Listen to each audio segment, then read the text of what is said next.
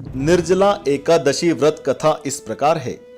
पौराणिक कथा के अनुसार जब महर्षि वेदव्यास पांडवों को चारों पुरुषार्थ धर्म, अर्थ, काम और मोक्ष देने वाले एकादशी व्रत का संकल्प करा रहे थे, तब भीम ने निवेदन किया, महर्षि, आपने तो कई सारे दिन के उपवास की बात कही है। मैं एक दिन क्या, एक समय भी भोजन के बिना नहीं रह पाता। मेरे पेट में भूख से ज्वाला उठती है। उसे शांत रखने के लिए मुझे कई लोगों के बराबर और कई बार भोजन करना पड़ता है। तो क्या अपनी उस भूख के कारण मैं एकादशी जैसे पुण्य व्रत को नहीं कर पाऊंगा? तब महर्षि वेदव्यास ने भीम की समस्या का हल बताते हुए और उनका मनोबल बढ़ाते हुए कहा, नहीं कुंती नंदन, धर्म की यही तो विशेषता है कि वह न केवल सबको धारण करता है, बल्कि सभी की हिम्मत और बल के हिसाब से व्रत नियमों की लचीली व्यवस्था उपलब्ध कराता है। अतः आप ज्येष्ठ मास के शुक्ल पक्ष की एकादशी का व्रत करो।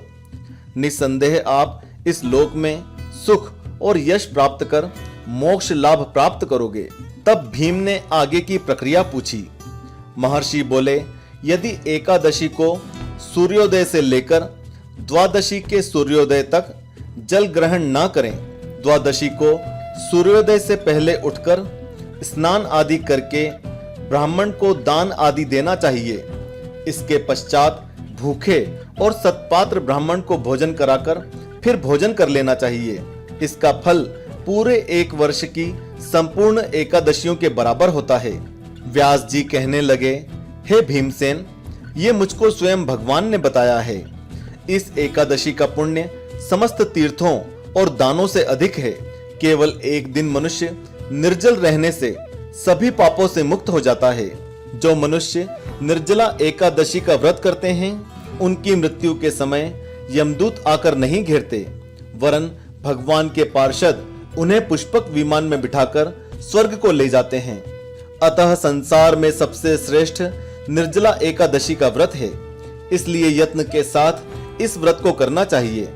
इस दिन ओम नमो भगवते वासुदेवाय इस मंत्र का उच्चारण करना चाहिए। जो मनुष्य इस व्रत को करते हैं, उनको करोड़ पल सोने के दान का फल मिलता है।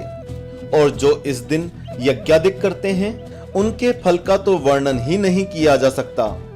इस एकादशी के व्रत से मनुष्य विष्णु लोक को प्राप्त होता है। जो मनुष्य इस दिन अन्न खाते हैं, वे चांडाल के समान हैं।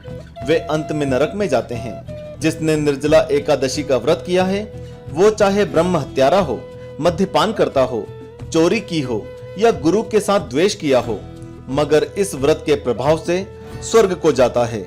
इस तरह से महर्षि वेदव्यास के आश्वासन पर वृकोदर भीमसेन भी इस एकादशी का विधिवत व्रत करने के लिए सहमत हो गए। इसलिए वर्ष भर की एकादशियों का पुण्य लाभ देने वाली इस श्रेष्ठ निर्जला एकादशी को लोक में पांडव एकादशी या भीमसेनी एकादशी के नाम से भी जाना जाता है।